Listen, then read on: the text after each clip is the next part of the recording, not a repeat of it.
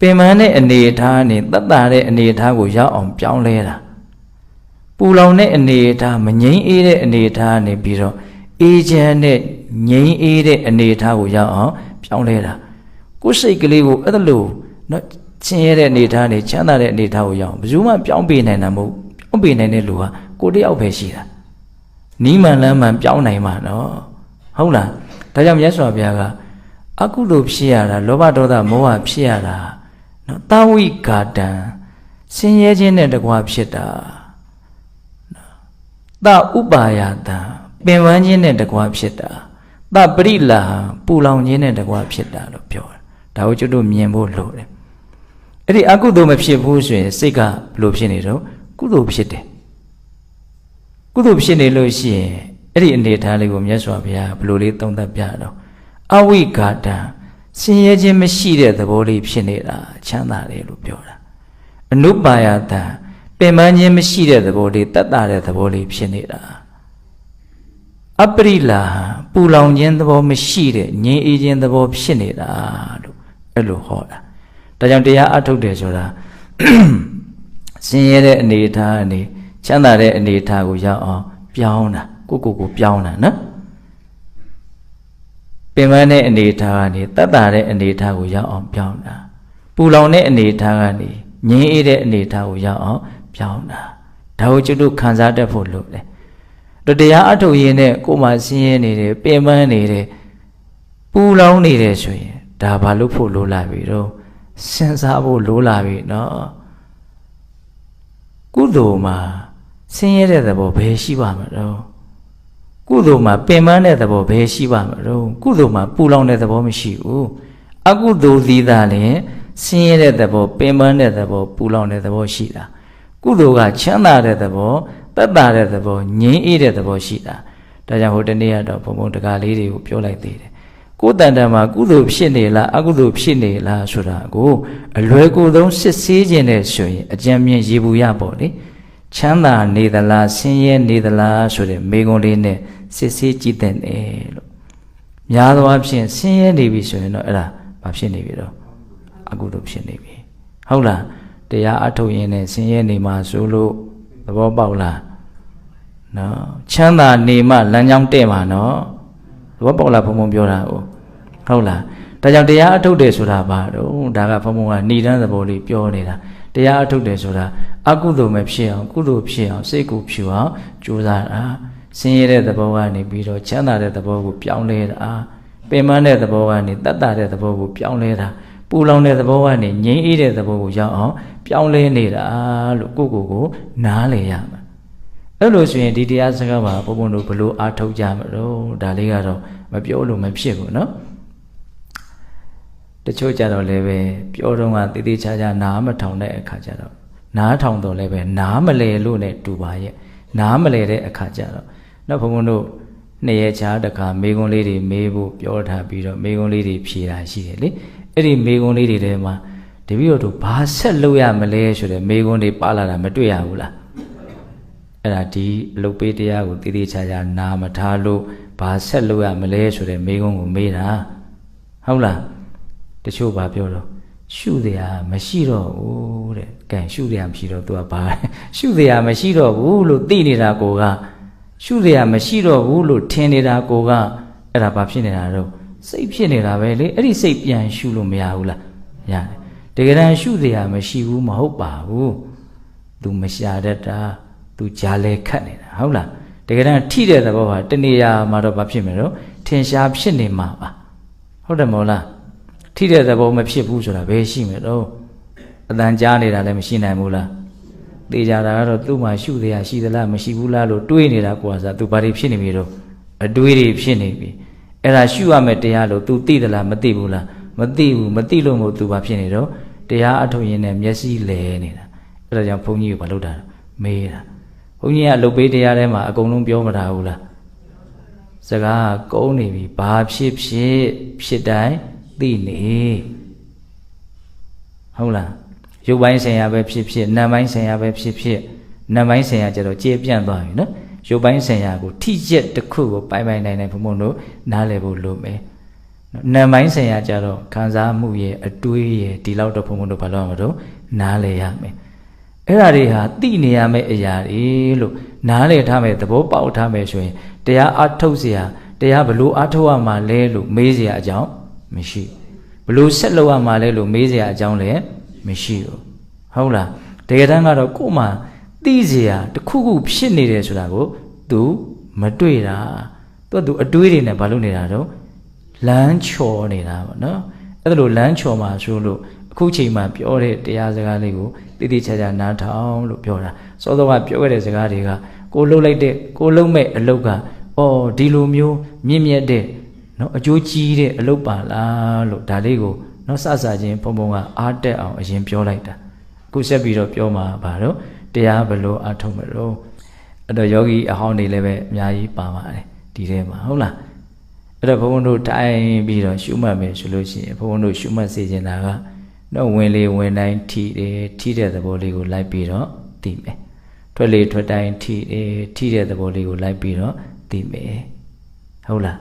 ဘာမှခက်ပါလေလေဘာမှမခက်ပါဘူးလှုပ်ဖို့နီလန်းကဟုတ်လားခက်နေတာကဘာလဲလို့မေးရင်စိတ်ကခက်နေတာ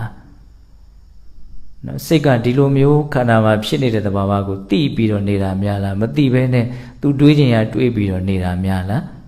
သူတွေးချင်ရတွေးပြီးတော့နေတာများလားအဲ့ဒီအလေးအကျင့်ကြီးကအကြီးအကျယ်ဘုန်းဘုန်းတို့ရဲ့စိတ်တန်တန်ကိုလွှမ်းမိုးထားတယ်အဲ့တော့စိတ်ကသူ့ရဲ့ဝါသနာသူ့ရဲ့ဇယိုက်လိုဖြစ်နေတဲ့တွေးချင်ရတွေးငေးချင်ရငေးတဲ့အလုပ်ကိုပဲသူကလုံနေခြင်းတာအဲ့ဒီမှာပဲသူကအသားကျနေတာဟုတ်လားဒီထိတဲ့သဘောလေးကိုလိုက်ပြီးတော့သိနေပါလို့သူ့ကိုခိုင်းတဲ့အခါမှာ तू ဟာခဏပဲနားထောင်တယ်တော်တော်ကြာတော့မရှိတော့အဲ့ဒီမှာခက်တယ်ဆိုတာအဲ့ဒါပဲနော်အဲ့ဒါကိုဘုံဘုံတို့ကစိတ်ဓာတ်မကြပဲနဲ့ပြန်ပြီးတော့မင်းဒါလေးကိုပဲသိပါကွာဆိုပြီးတော့စိတ်ကိုနားချပြီးတော့ဘာလို့မလို့စိတ်ရှည်လက်ရှည်ဒီထိတဲ့သဘောကိုပြန်ပြီးတော့သိတဲ့လုပ်ငန်းကိုဆက်လုပ်မယ်သူကလည်းသူ့အလုပ်သူလုပ်မှာပဲเนาะပြန်ပြီးတော့ဗါတော့တွေးမှာပဲအဲ့ဒီအချိန်မှာဘုံဘုံတို့ကလည်းကိုယ့်အလုပ်ကိုလုပ်မယ်ဟုတ်လားပြန်ပြီးတော့ဗါလုပ်မှာတော့ထိတဲ့သဘောကိုသိနေအောင်ကြိုးစားမယ်အဲ့ဒါလို့ပင်ကိုစိတ်ရဲ့သဘာဝနဲ့ဘုံဘုံတို့အသိဉာဏ်ဥရှိတဲ့စိတ်ရဲ့သဘာဝဘုံတို့ဘာလုပ်ကြမှာတော့လွန်ဆွဲနေတဲ့သဘောမျိုးပေါ့သူကလည်းသူ့ဘက်ပါအောင်ဆွဲမယ်ကိုကလည်းကိုယ့်ဘက်ပါအောင်ဆွဲမယ်ပေါ့အဲ့ဒီလိုလေ့ကျင့်နေတာကိုပဲဒါဘာလို့တာတော့တရားအထုတ်နေတာဟုတ်တယ်မဟုတ်လားအဲ့ဒါလိုဘုံဘုံတို့ကြိုးစားအထုတ်ပြီးတော့နေရင်းနဲ့အတွေးတွေလွှမ်းမိုးလာတယ်ခံစားချက်ဝေဒနာတွေကလွှမ်းမိုးလာတယ်အဲ့ဒါလို့ဆိုရင်ဒီဝေဒနာတွေကိုဘုံဘုံတို့လိုက်ပြီးတော့သိလို့မရဘူးလားရတယ်အတွေးတွေကိုသိလို့မရဘူးလားရတယ်ကိုကထိတာလေးကိုပဲဒလဇက်သိနေခြင်းတာသို့တော်ဝေဒနာကလွန်လွန်ကဲကဲဖြစ်လာတယ်အဲ့ဒီအချိန်မှာကိုကအလိုမကျမှုတွေဖြစ်တတ်တယ်ငါသိကျင်တာကဒီထိတာလေးကိုပဲသိကျင်တာဒီဝေဒနာကြီးကရှုပ်လိုက်တာသူ့ကိုလည်းအာယုံမပြုတ်ဘဲရလဲမနေနိုင်အဲ့ဒီမှာဝေဒနာနဲ့စိတ်ကဘာလို့ကြပြီတော့ယံဖြစ်ကြပြီပေါ့နော်ဘလူရှုံးမှာတော့ကိုရှုံးမှာဘုံတော့ဝေဒနာကဖြစ်เสียအကြောင်းရှိလို့ဖြစ်လာပြီတားလို့မရသူအလကားဖြစ်တာမဟုတ်ဘူးဖြစ်เสียအကြောင်းရှိလို့ဖြစ်လာတာဟုတ်တယ်ဒီတိုင်းမလို့မရှိလေထိုင်းနေမှာတော့ဝေဒနာကဖြစ်လာတော့မှာဘာဝေဒနာတော့ဒုက္ခဝေဒနာပေါ့ဟုတ်လားအဲ့ဒါကို तू ကအလုံးကိုထင်ရှားနေတယ်သူ့ကိုရက်ွယ်ပြုတ်လောက်အောင်ရက်ွယ်ပြုတ်လို့ကိုမဖြစ်လောက်အောင်ထင်ရှားလာပြီဆိုရင်သူ့ကိုပဲဘုံဘုံတို့ကနားလေအောင်သဘောပေါက်အောင်ရှစ်ရှည်လက်ရှည်နော်ဟိုထိတာကိုတိဖို့ကြိုးစားသလိုမျိုးဝေဒနာကိုပဲတိဖို့ကြိုးစားမယ်ဆိုရင်ရောဝေဒနာနုပဒနာကမ္မဋ္ဌာန်းကိုရှင်းပြမိသားဖြစ်မသွားဘူးလားဖြစ်သွားတယ်လှုပ်တတ်ဖို့ပဲလိုတာပေါ့နော်ဘာသွားပြီးတော့ဘုံဘုံကအမှတ်ရတယ်ဆိုတော့စေးเสียဇီဝကသူ့ရဲ့ဆရာကတောထဲသွားပြီးတော့ဆေးဘက်မဝင်တဲ့အပင်ရှာခဲ့လို့ခိုင်းလိုက်တာတဲ့ဆေးဘက်မဝင်တဲ့အပင်ရှာခဲ့ဇီဝကတောထဲသွားပြီးတော့တယွန်းထမ်းပြီးတော့ဆေးဘက်မဝင်တဲ့အပင်ရှာတယ်အပြန်ရောက်တော့တယွန်းညီထမ်းပြီးတော့ပြန်လာတယ်တပင်မှပါမလာဘူးတဲ့ဟုတ်လားဆေးဘက်မဝင်တဲ့အပင်လို့သူ့မှာမမြင်ဘူးအကုန်လုံးသူကသိနေတယ်ဒါလည်းဆေးဘက်ဝင်နေဟာဒီပင်မြင်တော့လဲဒါကအပွေးလေးကအသုံးချလို့ရတယ်အခောက်ကအသုံးချလို့ရတယ်ဟာဒါကတော့ အညွန်လေးရဘယ်လိုအပွင့်ရဘယ်လိုအသီးရဘယ်လိုအမြစ်ကိုဘယ်လိုသုံးရင်ရတယ်ဟာဘယ်အပင်မှသူ့ရဲ့မျက်စိထဲမှာဆေးဘက်မဝင်တဲ့အပင်ဆိုတာမရှိဘူးဖြစ်နေတယ်အဲ့လောက်ကျွမ်းကျင်သွားတာကျတို့ကြတော့အဲ့ဒါဘာမှမသိတော့ဘယ်ပင်မှဆေးဘက်ဝင်တယ်လို့မထင်ဘူးဖြစ်ဟုတ်လားဆေးဘက်ဝင်တဲ့အပင်ကတပင်တလေပဲမြင်တယ်နော်လက်ပြဘာပြောရင်တော့ဘုံဘုံကသဘောပေါက်ပါလေတရားအားထုတ်တတ်မယ်ဆိုလို့ရှိရင်ဘာမှဘုံဘုံတို့လှုပ်လို့မရတဲ့နော်တဘာဝဆိုတာမရှိဘူးနော်တရားမဖြစ်တဲ့တဘာဝဆိုတာဘယ်ဟာမှမရှိဘူးကိုယ်သာအသုံးချရမယ်ဆိုလို့ရှိရင်အကုန်လုံးကကိုယ့်အတွက်တန်ဖိုးရှိတဲ့အသိဉာဏ်ကိုဖြစ်စေတတ်တဲ့အာယုန်တွေကြီးပဲလို့ဘုံဘုံတို့အဲ့လိုခံယူထားရမှာသဘောပေါက်ရဲ့လားဒါတကယ်လို့မြန်ဝင်လေထွက်လေထိချက်ကိုဝင်လေထွက်လေကြောင့်ဖြစ်ပေါ်နေတဲ့ထိမှုစိတ်ထဲမှာမတင်ရှားဘူးဆိုရင်ဘုံဘုံတို့အမြဲတမ်းဒီတရားစကားမှာပြောပါတယ်နောက်ခန္ဓာကိုယ်အောက်ပိုင်းနဲ့ကြမ်းမြင်နဲ့ထိနေတဲ့ထိချက်ကြီးဟာအလုံးဝမထင်ရှားဘူးလားထင်ရှားတယ်အဲ့ဒီထိမှုကိုလိုက်ပြီးတော့ဒလဇတ်သိနေအောင်ကြိုးစားနော်ထိတယ်သိတယ်သိတယ်သိတယ်သိတယ်ဆိုပြီးတော့လိုက်ပြီးတော့ဘာလုပ်နေတော့သိနေဟုတ်လား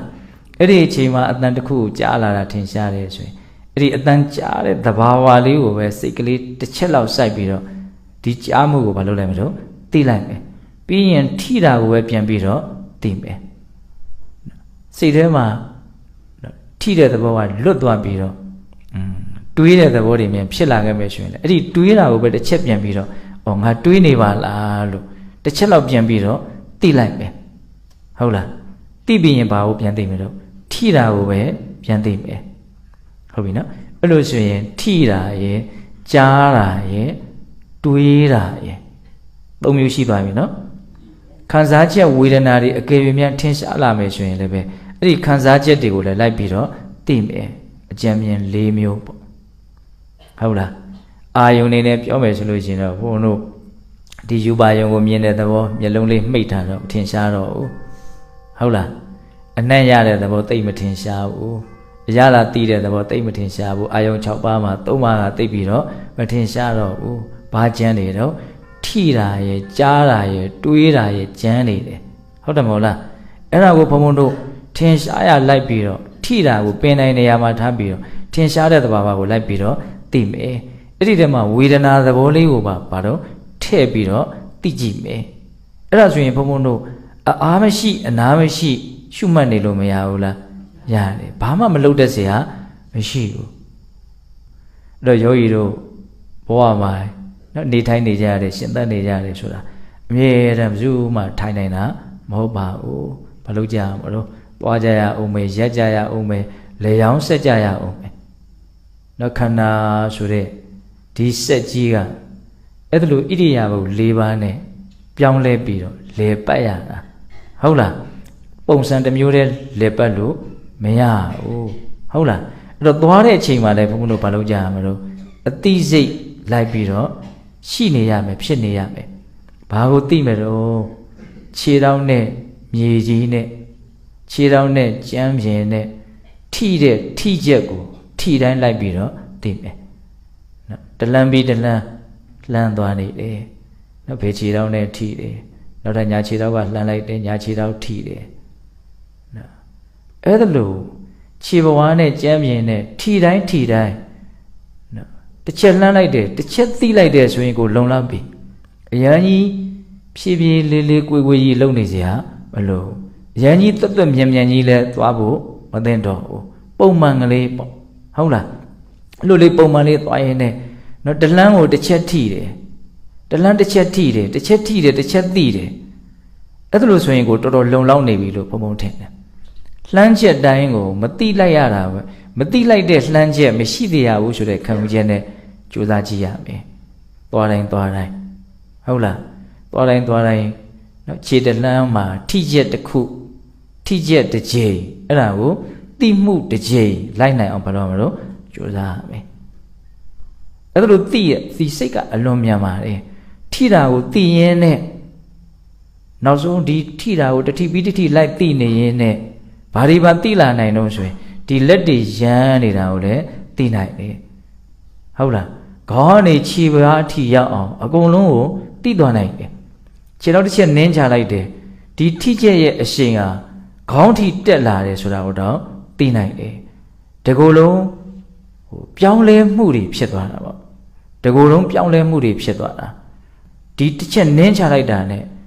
အစင်းစင်းခံစားချက်တွေဟာခေါင်းထိရောက်သွားတာကိုဘုံဘုံတို့မြင်လို့ရတယ်သဘောပေါက်လားဘုံပြောတာကို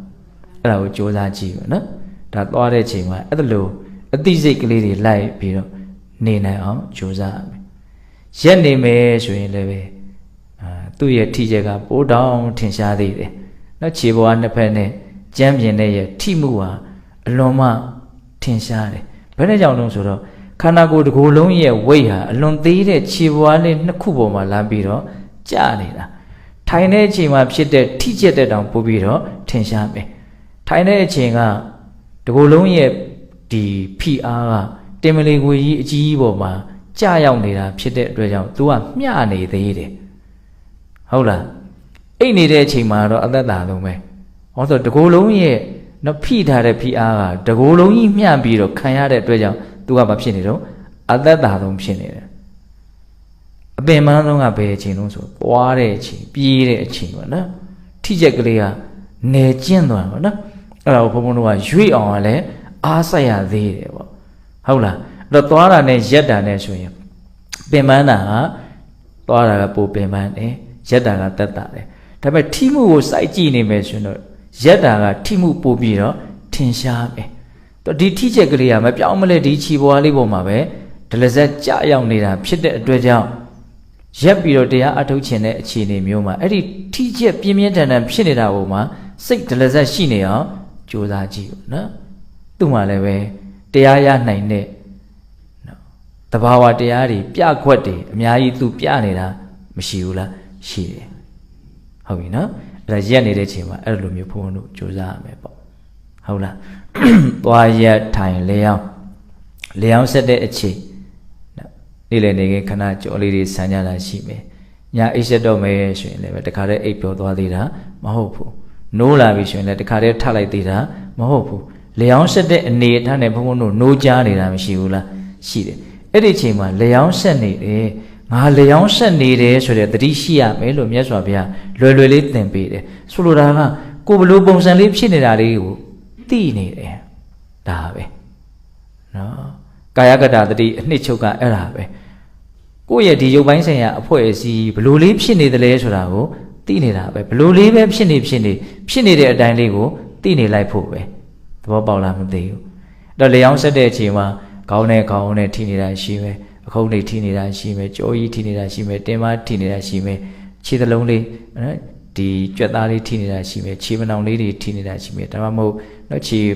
ကိုယ့်ရဲ့အနေထားပေါ်မှာမူတည်ပြီးတော့ထိမှုသဘာဝတွေဟာဖြစ်ပေါ်နေတာကိုဘုံဘုံတို့မသိနိုင်ဘူးလားသိနိုင်တယ်အဲ့ဒါကိုလိုက်သိနေမယ်ဆိုရင်ဒါလွယ်လွယ်လေးပဲလေ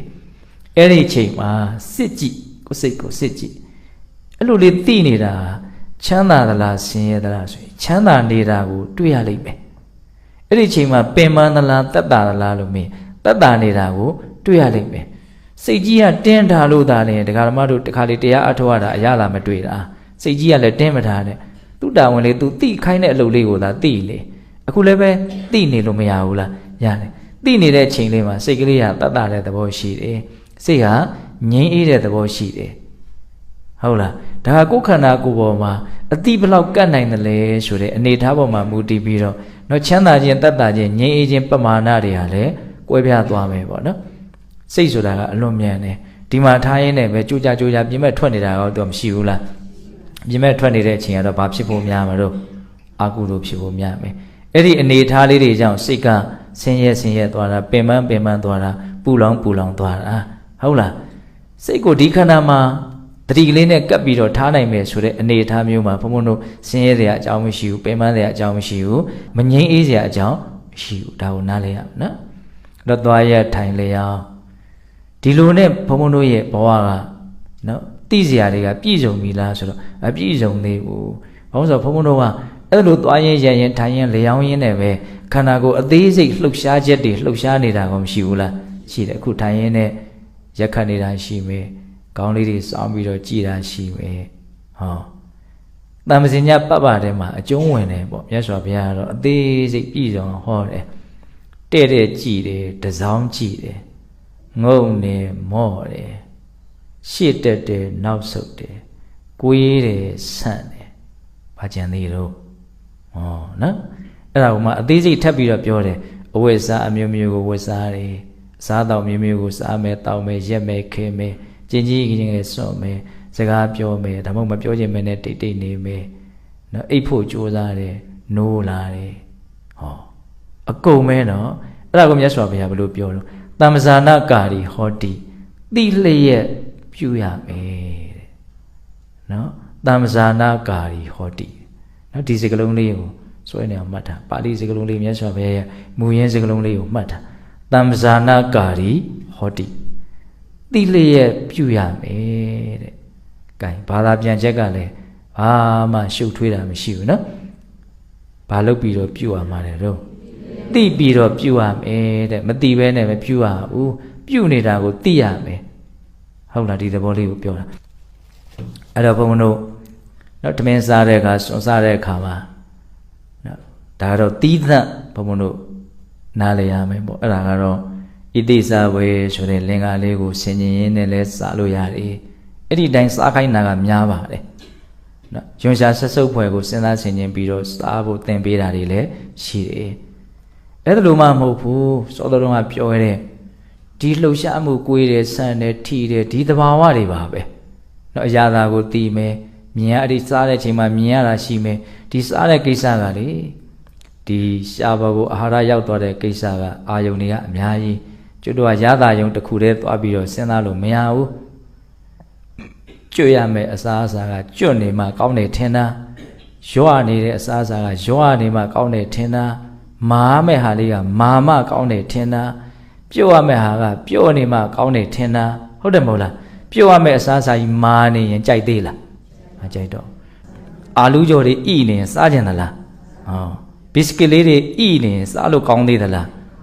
အရသာတော့ဒါပဲအရသာဘာမှပြောင်းတာမဟုတ်ဘူးဘာကိုအဲ့ဒီမှာဘုံဘုံတို့ကတခါထပ်ပြီးတော့စိတ်ကကောင်းတယ်ဆိုတယ်လုံနေတာတော့အတွေးအထိဖုထဘာယုံကိုအာယုံဆိုင်နေတာနော်အစာစားရင်းနဲ့ဘာကိုအာယုံဆိုင်နေတာဖုထဘာယုံတခါတလေအတန်လေးပါလေးထွက်လာတာကိုအရသာယူတာလည်းရှိသေးတယ်ဟောစားရင်းနဲ့တတ်တာယုံကိုအာယုံဆိုင်နေပြန်တယ်စစားရင်းအာယုံဆိုင်တာကဘာကိုအာယုံဆိုင်တာပြောသားမအောင်တမင်းစားတဲ့ခါမှာစစားရင်အာယုံစိုက်တာဘာတော့ယူပါယောနော်ဆိုကြပါစို့တမင်းမကန်များတဲ့ဆွန်းတွေထည့်ထားတယ်နီရဲမဲတူးနေတယ်ဆိုစားအောင်မလားဆွန်းလေးကဖွေးနေမှာနော်ဟုတ်တယ်မဟုတ်လားအယောင်မျိုးစုံတော့ဝတ်သားချက်ကဝတ်သားချက်နဲ့တူမဟုတ်လားပုံရည်ကြီးချက်ကလည်းပုံရည်ချက်နဲ့တူမမလေးစိတ်ရဲ့အစွဲတွေကအများကြီးရှိတယ်အဲ့တော့ဘာလဲဘုန်းကဘာပြောနေတာတော့ထမင်းစားတော့မှာဘုန်းတို့ကြိုက်တယ်လို့ရှုမှတ်လို့ရတယ်ဟုတ်လားအဲ့ဒီချိန်မှာထိတာလေးကြီးသိနေမယ်ဆိုရင်လည်းမရဘူးမထင်နဲ့နော်ရတာပဲထိချက်တွေကနေရာတိုင်းမှာဖြစ်နေတာပဲအရသာလေးကိုပဲအာယုံဆိုင်ပြီးတော့နားလည်အောင်လုပ်ကြည့်ဦးပဲအကုန်လုံးကတော့အိဋ္ဌသဘောတွေကြီးပဲလူရင်းကတော့အိဋ္ဌကိုသဘောပေါက်ဖို့ပဲတကယ်တမ်းကဟုတ်လားအတန်ကြားတယ်ပြီးတော့တာပဲနှုတ်တယ်ညံ့တယ်ကြမ်းတယ်ဘာပြောပြီးတော့တာပဲအရာသာကောင်းတယ်ဆိုတယ်ပြောတယ်ပြီးသွားတာပဲကျုံလို့ပြောရအောင်ပဲအခုထမင်းချက်တဲ့လူတွေကိုဟင်းညုံမုံတမုံမှမထဲနဲ့ဟင်းညုံမုံဝဲပေးမထားဘူးပြောထားတယ်ဒီတခါနော်အသားမုံနေလည်းမပါဘူးအဲ့ဒါထညက်ကလေးနဲ့ချက်တဲ့တဲ့အဲ့ဒါဘုံမထညက်ကလေးနဲ့ချက်ငံပြားရည်နဲ့ပဇွန်ချောင်းနဲ့သုံးမကောင်းမှမပူနဲ့နာမည်မပြည့်စရာဘူးယောဂီတွေကိုကြုတ်ပြောထားမယ်ကျုပ်ကဒီတိုင်းချက်ခိုင်းထားတာလို့ပြောထားမယ်ဟုတ်လားအဲ့တော့ယောဂီတွေကိုလည်းပြောထားမယ်တရားလာအထုတ်တာဟောကောင်းမွန်တဲ့အရာသာအစားအသောက်ကိုစားဖို့လာကြတာမဟုတ်ဘူးစားတော့ဆိုင်သွားတာမဟုတ်ဘူးဟုတ်လားဘာလို့လာကြတာတော့တရားထုတ်တာအဲ့တော့စားတာကောင်းတယ်ဆိုးတယ်ပြောနေရင်ကိုပဲဒါကနော်ဘယ်လိုပြောမှာတော့တရားအထုတ်သွားတယ်လို့ပြောရတာ ਨੇ သိပြီးတော့မလျော်ကံဘူးလို့တောင်ပြောလို့မရဘူးလားဟုတ်လားတော့တရားလာအထုတ်တယ်ဆိုတာအမြင့်မြတ်ဆုံးအလုပ်ကိုလုပ်တာအမြင့်မြတ်ဆုံးအလုပ်ဆိုတာဘာတုံးလို့မေးရင်ဘုံဘုံကကိုယ်သဘောပေါက်တယ်လို့ပြောနေတာနော်အမြင့်မြတ်ဆုံးအလုပ်ကိုလုပ်တယ်ဆိုတာယုံညံ့တဲ့အရာတွေမဖြစ်အောင်လုပ်တာကိုမြင့်မြတ်တဲ့အလုပ်လို့ပြောတာယုံညံ့တဲ့အရာတွေကဘာတွေတော့တရားတောက်လျှောက်စစ်နေတော့တာပဲဘုံကြီးကဟုတ်လား ယုံညံ့တဲ့အရာတွေဆိုတာယာကဒေါသမောဟဒါအယုတ်တရားတွေဟုတ်လားအဲ့ဒီယာကဒေါသမောဟတွေမဖြစ်အောင်လုပ်တာကိုမြင်မြတ်တယ်လို့ပြောတာဟုတ်လားဘယ်တွေရောက်ကုန်ပြီးတော့အလုပ်ပေးတရားကအစားအသောက်တဲ့အခါမှာရှုမှတ်စရာတွေကများလိုက်တာသိစရာတွေကများလိုက်တာသဘောပေါက်စရာတွေကများလိုက်တာလို့ပြောနေတာဟုတ်လားအဲ့တော့ဘုန်းတို့မရှုမှတ်တဲ့စရာဘာမှမရှိဘူးเนาะအဲ့ဒါတောင်ကြီးမြောက်ကြီးတောင်ကြီးမြောက်ကြီးစကားတွေပြောတယောက်နဲ့တယောက်လက်တို့ယောဂီနဲ့မတူတဲ့ပုံသဏ္ဍာန်တွေကိုဘုန်းတို့မမြင်ခြင်းပါဘူးဟုတ်လားအမြဲတမ်းကိုယ့်ရဲ့ဒီအသိစိတ်ကလေးကကိုယ်ခန္ဓာမှာထင်ရှားဖြစ်နေတဲ့သဘာဝတရားတစ်မျိုးမျိုးရဲ့အပေါ်မှာအမြဲတမ်းအာယုံစိုက်နေမယ်ဆိုလို့ရှိရင်အဲ့လိုပုံမှန်သဏ္ဍာန်တွေပေါက်เสียအကြောင်းရှိလားမရှိဘူးတောင်ကြီးမြောက်ကြီးကြည်เสียအကြောင်းလည်းမရှိဘူးစကားပြောเสียအကြောင်းလည်းမရှိဘူးတောင်ကြီးမြောက်ကြီးကြည်နေရင်အဲ့ဒီလူဒုက္ခနာမှာအသိစိတ်ရှိကိုမရှိဘူးဆိုတာကိုသိနိုင်တယ်ဟုတ်တယ်မဟုတ်လားဒါကိုယ့်အလုပ်လေးကိုထိထိမိမိလုပ်နိုင်ဖို့ဒါလေးကဘုံဘုံကကြားပြပြောပြနော်အဲ့တော့ဘုံဘုံတို့တရားအမထုတ်တဲ့စီဟာဘာမှမရှိပါဘူးထိုင်ပြီးတော့ရှုမှတ်တဲ့အချိန်မှာဝင်လေထွက်လေရဲ့ထိမှုတဘာဝကိုပဲဒလဇက်သိနေဖို့ကြိုးစားပါအဲ့ဒီနည်းနဲ့အစင်မပြေဘူးဆိုတဲ့ပုံကိုများထိုင်နေတဲ့အချိန်မှာခန္ဓာကိုယ်အောက်ပိုင်းနဲ့ကြမ်းပြင်နဲ့ထိတဲ့တဘာဝကိုပင်တိုင်းထားပြီးတော့ကြားတဲ့တဘာဝတွေးတဲ့တဘာဝစိတ်ရဲ့ဆင်းရဲခြင်းချမ်းသာခြင်းဝေဒနာသဘောဒါတွေကိုမလုပ်နေရတော့ထင်ရှားရလိုက်ပြီးတော့သိနေပါပွားတဲ့အချိန်မှာနော်တလန်းပြီးတလန်းနော်ခြေထောက်နဲ့မြေကြီးနဲ့ထိတဲ့သဘာဝကိုနော်တစ်ချက်လှမ်းလိုက်ရင်တစ်ချက်သိနိုင်အောင်ကြိုးစားပါခြေလှမ်းတိုင်းမှာအသိပါအောင်ကြိုးစားပါထိမှုသဘာဝကိုအာယုံစိုက်ပြီးတော့သိပါဟုတ်လားရက်ပြီးတော့အထုတ်မယ်ဆိုရင်လည်းထိချက်သဘာဝပြင်းပြင်းထန်ထန်ဖြစ်ပေါ်နေတာကိုသိပြီးတော့နေကြည့်ပါလျောင်းဆက်ပြီးတော့အထုတ်တဲ့အခါမှာလည်းဘာမှအာမထုတ်တဲ့စရာမရှိဘူးခန္ဓာကိုယ်အသေးစိတ်အမူအရာလေးတွေအာထုတ်တာလည်းပဲဘာမှအာမထုတ်တဲ့စရာမရှိဘူးဟုတ်လားစွန့်စားတဲ့အခါမှာအာထုတ်တာလည်းဘာမှအာမထုတ်တဲ့စရာမရှိဘူးအဲ့တော့အဓိကပါတော့ဒီအာထုတ်နည်းကိုတစ်လုံးနဲ့ခြုံပြီးတော့ပြောမယ်ဆိုရင်ဘယ်လိုသဘာဝပဲဖြစ်နေအဲ့ဒါကိုသိနေမယ်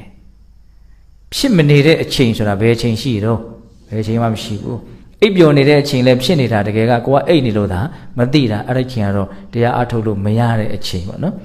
နိုးကြားနေတဲ့အချိန်တိုင်းမှာဘုန်းဘုံတို့တရားအထုတ်လို့မရဘူးလားရတယ်တခုမဟုတ်တခုကတော့ဘာတော့ထင်ရှားဖြစ်နေတယ်အဲ့ဒီဖြစ်နေတာကိုဘာလို့ရမလို့သိနေရမယ်ဒါပဲဟုတ်လားအဲ့တော့တရားဘယ်လိုအထုတ်ရမလဲဆိုတဲ့အပိုင်းလေးကိုဘုံဘုံပြောပြအဲ့ဒါဆိုရင်တရားအထုတ်ရင်ဘယ်လိုအကျိုးရမှာတော့တရားအားမထုတ်လို့ရှိရင်တော့ဘလို့အကျိုးမဲ့မှာတော့ဒါလေးကိုလည်းပဲဏိကုံးပိုင်းမှာပြောခြင်းဟုတ်လားနေ့လေဟာဒကမာကြီးတယောက်ကဘုံဘုံကိုရှောက်တယ်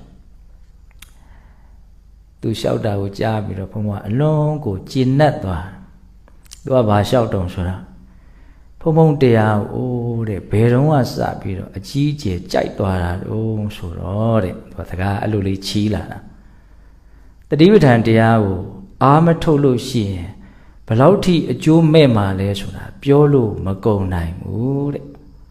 တတိပဋ္ဌာန်တရားကိုအားထုတ်မယ်ဆိုရင်ဘယ်လောက်ထိအကျိုးရှိမှာလဲဆိုတာလဲပြောလို့မကုန်နိုင်ဘူးလို့ဘုံဘုံကပြောတာတဲ့ဟုတ်တယ်ဘုံဘုံငယ်ငယ်ကအဲ့ဒီစကားကိုအလွန်ကိုတန်ဖိုးထားပြီးတော့ပြောခဲ့ဘူးတာကိုအမှတ်ရတယ်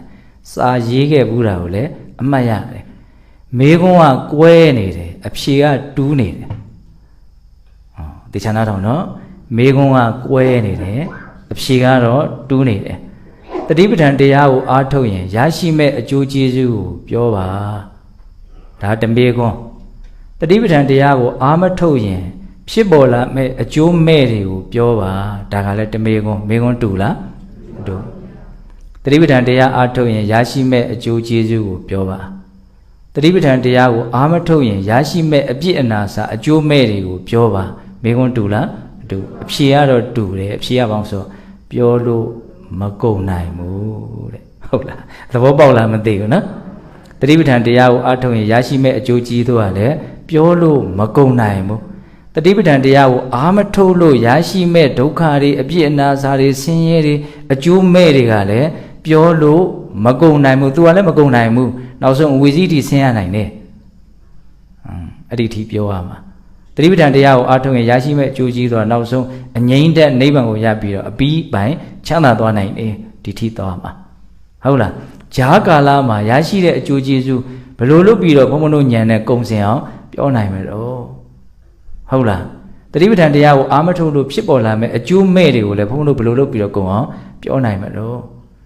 တတ္တဝါတွေဆိုးကြတာမိုက်ကြတာမှားကြတာဒါတွေအကုန်လုံးဟာတတိပဋ္ဌာန်တရားနဲ့ကင်းလို့သာနဲ့အဲ့လိုဖြစ်ရတာ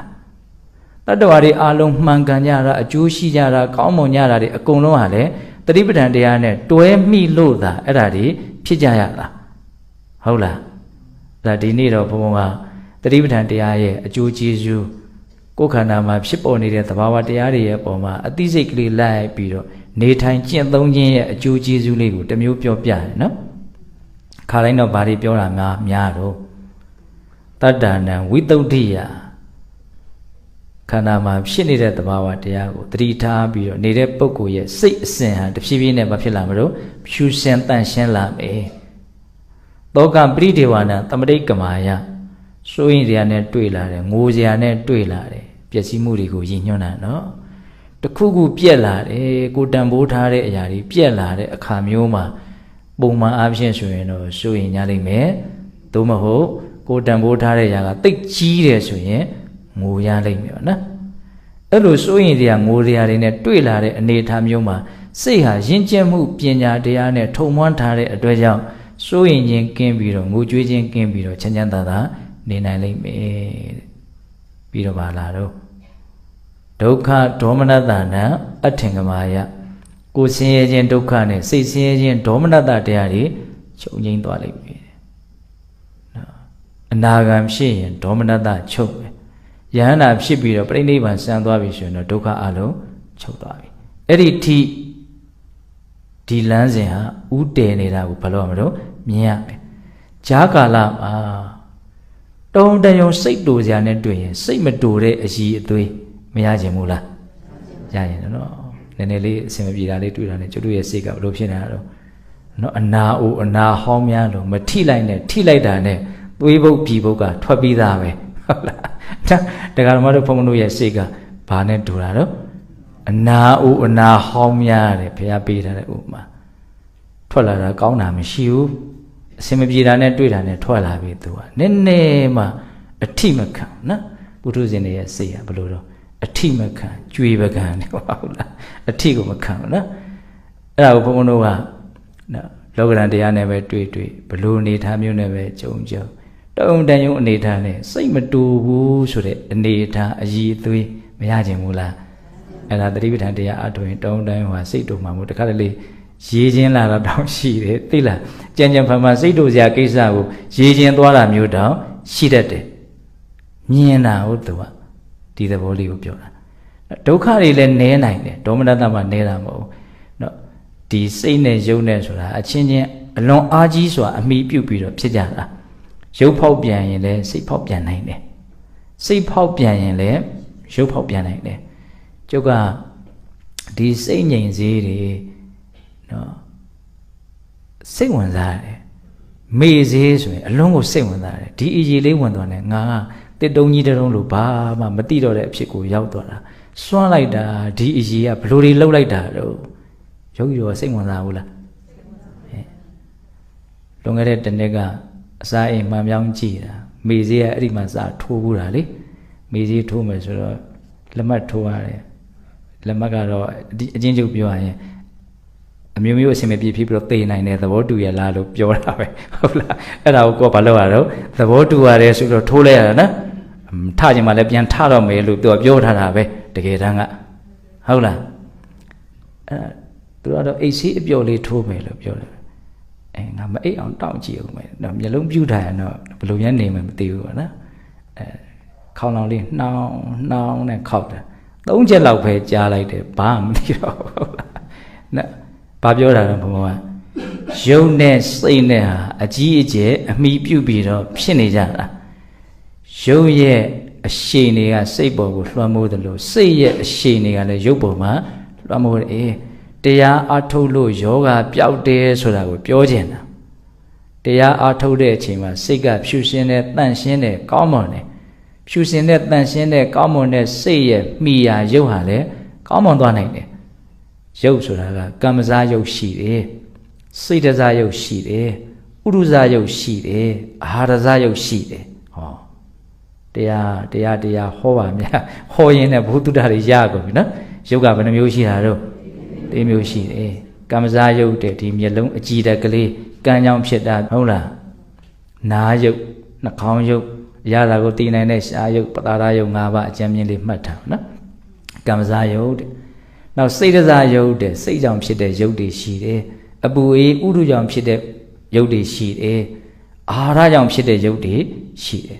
အဲ့ဒါပြောရင်တာကဘာတော့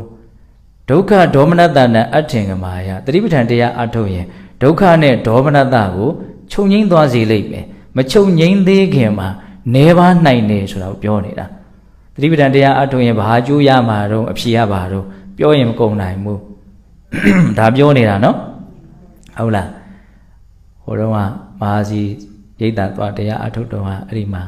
ဆောင်းပုတ်ကလေးတစ်ခုကြားခဲ့ဘူးလားခုချိန်ထိစွဲနေကြည်လင်ရုပ်ဆင်းတီးခံခြင်းကျိုးရင်နှစ်တန်တတိပဋ္ဌာန်ဟာအဲ့ဒါနော်ယောဂီတို့ဒါမျိုးလေးတွေရအောင်ကြည့်တာကြည်လင်ရုပ်ဆင်းတီးခံခြင်းကျိုးရင်နှစ်တန်တတိပဋ္ဌာန်တတိပဋ္ဌာန်တရားရဲ့အရင်အမြစ်အကျိုးကျေးဇူးကြီးနှစ်ပါးတဲ့အဲ့ဒါပေါင်းဆိုရုပ်ဆင်းကြည်လင်တာရဲ့တီးခံနိုင်တယ်ဆိုရင်မြင်လာတာအဲ့ဒါကဘုံကဘယ်လိုလေးနားလည်မိတော့ဆိုတော့ရုပ်ဆင်းကြည်လင်တယ်ဆိုတာရုပ်ပိုင်းဆိုင်ရာတွေအထူးသဖြင့်ကောင်းမွန်သွားတာကျမ်းမာမှလည်းရုပ်ကကြည်လို့ရမှာနော်ဟုတ်လားရုပ်ဆင်းကြည်လင်တယ်ဆိုတာကကြည်လို့ရှုလို့လှတယ်ဆိုတဲ့အဓိပ္ပာယ်လောက်တင်နားလည်ထားလို့မပြည့်စုံဘူးကျမ်းမာမယ်ဟုတ်လားကြည်လင်ရုပ်ဆင်းပြီးတော့ဘာလို့တိခံခြင်းဆိုတာဘုံကဘယ်လိုလေးနားလည်မိတော့ဆိုတော့စိတ်ရဲ့အည်အသွေးမြင့်လာတာဟုတ်လားစိတ်အည်အသွေးညံ့တဲ့လူစိတ်အည်အသွေးသေးငယ်တဲ့လူတွေဟာတိမခံနိုင်ဘူးဘာလေးမှလုပ်လို့မရသဘောပေါက်လားမသိဘူးနော်အဲ့ဒါမျိုးလူတွေကဘယ်လိုပြောရလဲသူတို့ကသဘောထားသေးတယ်စိတ်ထားနှုတ်တယ်သွားမပြောနဲ့တော်နေငါတို့ဟိုလိုထင်မြန်လိုက်မယ်ဒီလိုထင်မြန်လိုက်ဟုတ်လားအဲ့ဒါဘာတော့စိတ်နှုတာပေါ့နော်စိတ်နှုတာဆိုတာကကြားကောင်းအောင်ပြောတာအမှန်ကဘာတော့နော်မရင်ကျက်တာပေါ့ဩမြန်မာစကားကလည်းအလွန်ကျွယ်ဝတာပဲနော်ရင်ကျက်တယ်နှုနေတယ်ဟုတ်လားအဲ့တော့သိခံနိုင်တယ်ဆိုတာကစိတ်ထဲမှာအထူးသဖြင့်ဒေါသမဖြစ်အောင်နေနိုင်တာကိုသိခံတယ်လို့ပြောတာမပြေလည်ဘူးလို့မရှိနော်ဒီအခြေအနေဆိုးကသူ့ရဲ့စိတ်ကိုပူလောင်သွားအောင်မလုပ်နိုင်သူ့စိတ်ကအလွန်ကိုပဲခိုင်ခန့်နေတယ်မာကြောနေတယ်ကြီးမားနေတယ်တုံးတုံးလာလှုပ်လို့မရအောင်တုံးတုံးလာပုံသွင်းလို့မရအောင်မာကြောတယ်ကြီးကျယ်တယ်တုံလှုပ်အောင်လုပ်လို့မရအောင်ဒီသဘောကိုနားလည်ဖို့လိုတယ်နော်စိတ်ကလေးကသေးနေတယ်နှုနေတယ်ဟာဟိုဟာလာရွေ့တာလာရွေ့ဘာမှကိုသူ့ဟာကကောင်းတယ်လို့မရှိအဲ့ဒီအမြတ်မှာဆုံးအကျိုးကျေးဇူးကိုဘာလို့ရနိုင်တော့တတိပဋ္ဌာန်တရားပွားရင်ရနိုင်နေတဲ့မှတ်တာနော်ကြည်လင်ရုပ်ဆင်းတီးခံခြင်းကျိုးရင်နှစ်တန်တတိပဋ္ဌာန်ဟုတ်လားအဲ့ဒါခုဘုံဘုံကဘယ်တဲ့ထည့်ပြောနေတာတော့ဒုက္ခဒေါမနတနာအထင်ကမာယဆိုတာလေးကိုထည့်ပြီးတော့ပြောနေတာပထမအကျိုးကျေးဇူးကစိတ်တွေဖြူစင်တန်ရှင်းသွားမယ်ဒုတိယနဲ့တတိယအကျိုးကျေးဇူးကသောကပရိဒေဝတွေကိုကြော်လွှားသွားနိုင်လိမ့်မယ်သရုဒ္ဓနဲ့ပြင်စမအကျိုးကျေးဇူးကကိုယ်ဆင်းရဲခြင်းနဲ့စိတ်ဆင်းရဲခြင်းတွေကိုချုပ်ငြိမ်းသွားစေလိမ့်မယ်သတ္တမနဲ့တတ္တမအကျိုးကျေးဇူးကဘာလဲတော့ညာယတ္တအဓိကမာယနိဗ္ဗာန်တ္တသစ္စည်းကရိယာယညာအစစ်စစ်မြင့်ပြီးတော့သစ္စာလေးပါးကိုသိတဲ့အဆင့်ထိမြင့်သွားတယ်အဲ့ဒါကိုမဲ့ညာခေါ်တော့နော်ညာအဲ့လောက်မြင့်သွားပြီဆိုလို့ရှိရင်ညှဉ်းနှွမ်းမှုပူလောင်မှုတွေကိုသူ့အဆင့်နဲ့သူအမြင့်ပြတ်နောင်တဖန်မဖြစ်သောပယ်ခြင်းဖြင့်ပယ်သက်ပြနိုင်တဲ့မဲ့ညာရဲ့အစွမ်းအဲ့လောက်စွမ်းတဲ့မဲ့ညာကိုသတိပဋ္ဌာန်တရားကိုပွားခြင်းဖြင့်ရနိုင်တယ်ညာအဆင့်ဆင့်မြင့်သွားတာသူကပုဂ္ဂိုလ်တ attva မရှိဘူးဆိုတဲ့အမှန်တရားကိုပထမအဆုံးသိတယ်ဟုတ်လားဖန်ဆင်းထားလို့ဖြစ်တာမဟုတ်အကြောင်းပဲဖြစ်တာမဟုတ်ဘူးလို့အကြောင်းကျိုးသဘာဝကိုဒုတိယသိတယ်တည်မြဲနေတဲ့သဘာဝတွေမဟုတ်ဘူးကောင်းမွန်တဲ့သဘာဝတွေမဟုတ်ဘူး တန်ဖိုးရှိတဲ့သဘာဝတွေမဟုတ်ဘူးလို့တတိယအဆင့်သိတယ်ဟုတ်ပြီနော်စတုထအဆင့်ပါသိသွားတော့သစ္စာ၄ပါးကိုသိတယ်တဲ့ဟုတ်လားအဲ့ဒါကိုသိပြီဆိုရင်သူ့ကိုအဲ့ဒီဉာဏ်ကိုဘယ်လိုနာမည်တက်တာလို့မဲဉာဏ်လို့တက်တယ်မဲဉာဏ်ရပြီဆိုလို့ရှိရင်ဖိုဉာဏ်ဒီကာလမချဘူးတဲ့အဲ့ဒီအချိန်မှာတယောက်ကလာတတ်မယ်ဆိုရင်တော့အဲ့ဒီဂျာကာလမှာမသိဘူးဖိုဉာဏ်ဖြစ်ပြီးမှပဲသိတယ်မဲဉာဏ်ဤအခြားမဲ့မှာဖလဆိုတဲ့ဖိုဉာဏ်အကျိုးရလက်ဉာဏ်တော့ရှောက်ဖြစ်တယ်အဲ့ဒီဟာကိုရည်ရွယ်ပြီးတော့တရားတော်ရဲ့ဂုဏ်ကျေးဇူးတွေကိုပြောတဲ့နေရာမှာအကာလိကောလို့ဟောတာမြတ်စွာဘုရားကာလမချဘူးဟုတ်လားမဲ့ဉာဏ်ဖြစ်ပြီးတာနဲ့တန်းပြီးတော့ငြိမ်းအေးမှုဖိုဉာဏ်ဟာတန်းပြီးတော့ဖြစ်တယ်တဲ့ဟုတ်လားအဲ့ဒီဖိုဉာဏ်ကြတော့ကျိန်ဖန်များစွာဖြစ်အောင်လုပ်လို့ရမဲ့ဉာဏ်ကတော့တစ်ချိန်ပဲပေါ့နော်ဒီဘဝမသိမချင်းနိဗ္ဗာန်ကိုငါဘယ်နာရီနဲ့ဘယ်နာရီထိအာယုံပြုတ်ပြီးတော့နေခြင်းတယ်လို့ဝတိဘောနိုင်နေအောင်လေ့ကျင့်ထားမယ်ဆိုရင်သူဟာအာယုံပြုတ်ပြီးတော့နေနိုင်တယ်အငြိမ့်တက်နဲ့အငြိမ့်တက်ကိုမျက်မှောက်ပြုတ်ပြီးတော့နေနိုင်တယ်အဲ့ဒါဘာခေါ်တော့ဖိုဉာဏ်တဲ့အဲ့လောက်ထိအဆင့်အတန်းမြင့်တဲ့ဘုရားဘာသာဝင်တို့ရဲ့ပန်းနိုင်လို့ဆိုရမယ်ထူးကဲတဲ့ဉာဏ်တွေကိုဘာလို့ရင်ရနိုင်တော့သတိပဋ္ဌာန်တရားကိုပွားရင်ရနိုင်တယ်တဲ့ဟုတ်လားအကျိုးကျေးဇူးဘယ်နှပါတော့ခါတိုင်းအဲ့ဒါအမြဲပြောရနော်အခုလည်းပဲဘုန်းကြီးကမသိမသာအဲ့ဒါကိုပြောလိုက်ဟုတ်လားနော်ဒါကမပြောဘဲနေလို့မရဒါလေးကိုတော့ဘုန်းဘုန်းကဘာလို့သိချင်တော့စွဲမြဲစေခြင်းတယ်မှတ်မိစေခြင်းတယ်နော်ဟုတ်လားအဲ့တော့ဘုန်းဘုန်းကဒီကနေ့တော့သတိပဋ္ဌာန်တရားရဲ့အကျိုးကျေးဇူးကိုစောစောကနော်ဒကမာကြီးရှောက်တဲ့စကားလေးကိုပဲဘုန်းဘုန်းကပြောပါတယ်ဟုတ်လားသတိပဋ္ဌာန်တရားအားထုတ်ရင်ရရှိမဲ့အကျိုးကျေးဇူးကိုပြောပါဆိုရင်ပြောလို့မကုန်နိုင်ဘူးသတိပဋ္ဌာန်တရားကိုအားမထုတ်လို့ဖြစ်ပေါ်လာမဲ့အပြည့်အနာစာအကျိုးမဲ့တွေကိုပြောပါဆိုရင်လည်းပြောလို့မကုန်နိုင်ဘူးအဲ့ဒါကိုလည်းနားလည်ဖို့လိုတယ်နော်အဲ့ဒါကိုပြောဖို့တော့အချိန်မရတော့ဘူးနော်ဘုံဘုံတရားဟောတာတဏှာကြီးနီးနီးရှိသွားပြီ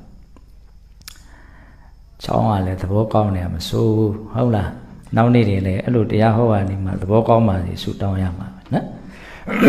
အဲ့တော့ဘုန်းတို့ပြောရင်တာလေးတွေတော်တော်စုံသွားပါပြီဟုတ်လားအဲ့တော့ဘုံဘုံအလုပ်ပေးတရားအနေနဲ့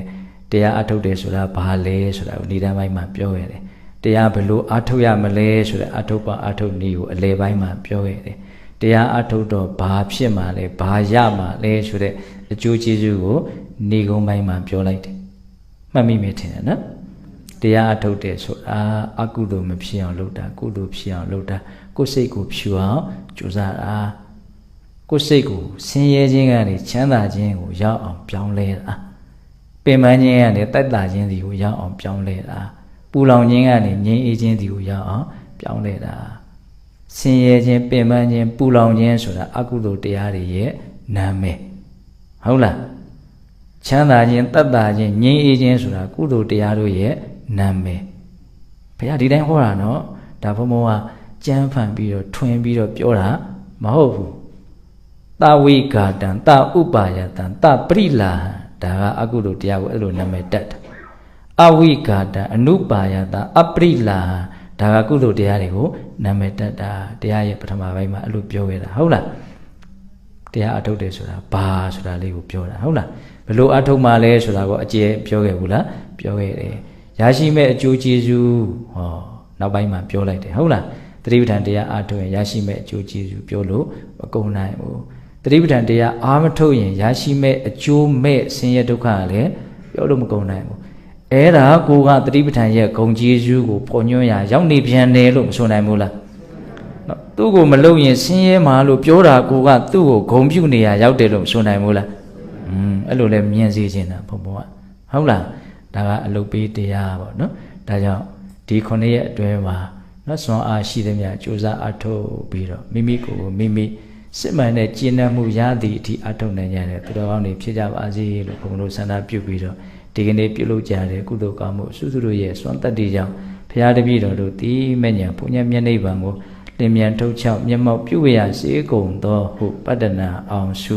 ပြုရကုန်ရာတည်း။ gain အလုံးမိမိတို့ပြုလုပ်ထားတဲ့ကုသိုလ်ကောင်းမှုအစုတို့ကိုအာယုံပြုပြီးတော့ဤကုသိုလ်ကောင်းမှုအစုတို့ကြောင့်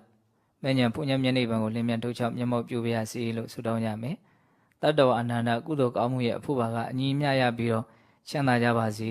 လို့စေနာမေတ္တာရှိထားပြီးတော့အမြတ်တမ်းများပေးဝေကြမယ်။အလုံးညီညီညာညာလိုက်ပြီးတော့ဆိုရအောင် အရှင်ဖေယဘုရားတပည့်တော်တို့သည်ယနေ့ယခုပြုလုပ်အပ်သောဒါနသီလသမာဓိပညာကုသိုလ်ကောင်းမှုအစွတ်စွတ်တို့သည်မဲ့ညာဖို့ညာမျက်နိဗ္ဗာန်ကိုမျက်မှောက်ပြုရန်အာကောင်းသောအထောက်အပံ့ဖြစ်ပါစေတည်းဤကောင်းမှုဤကုသိုလ်တို့ဤအဖို့ဘာကကိုအသက်ထင်ရှားရှိမရှိဖြစ်ကုန်သောဘိုးဘွားမိဘဆွေမျိုးသားချင်းတို့အားအစာထား၍32ဘုံကျင်လီခုံသောတတ္တဝအနန္တတို့အားအညီအမျှပေးဝေငှပါ၏အမျှရကြ၍ကိုယ်စိတ်နှဖျားကျမ်းမာချမ်းသာကြသည်ဖြစ်ကြပါစေသော